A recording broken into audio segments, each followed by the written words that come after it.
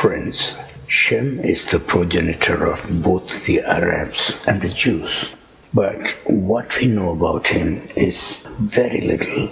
He was the most pious among the three sons of Noah.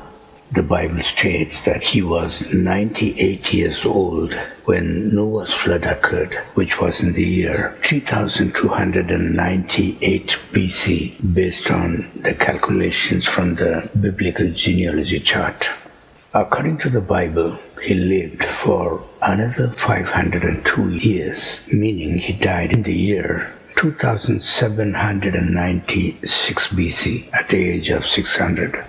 It is common in those days to live long years because Noah was 600 years old when the flood occurred, and he lived on for another 350 years. Now let's study on Shem's life. Noah's ark landed on Mount Ararat. Noah and his sons descended from the mountain, and they briefly settled on the eastern side of the mountain in a place called Arata, which is the Armenian region today. From there, the sons of Noah headed toward the lush regions of the major rivers such as Nile, Euphrates, Tigris, Sindh, and the Ganges. Apparently, Shem did not show much initiation to carve out a land for himself. He stayed put where he was. To him, it was him and his Yahweh God. That's all that mattered. He used to call out God's name out loud, joyfully, any time of the day. He called him Narayana, which meant the one who rested on the waters, which is Yahweh. Now, Noah got a bit concerned. He wanted his favorite son Shem to own a prime land on the earth, multiply, and flourish like his other sons. So he personally accompanied Shem to the plains of river Ganges and helped him form a city-state called Bharatvarsha with the help of a tribe called the Purus, who had descended from his third son Japheth.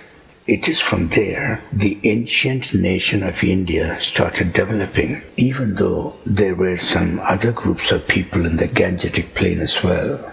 Now, how do I know all this? Well, these data are from the Indian Rig Veda. There, Noah is called Sranjaya and Shem is Divodasa. Divodasa was also called Bharat by the Indians, which meant fire. One gets to figure out these characters by the time in which they lived, the people they interacted with, and the incidents in their lives.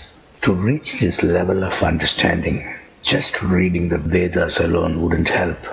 One also needs to refer to the tried and proven genealogy and the timeline of the Bible. Then one can see the overlapping of historical incidents and figures in between these two great literatures. Now, having seen that the flood of Noah was at 3298 BC, we can say that the arrival of Shem in India must have happened around 3200 BC or a bit prior to that.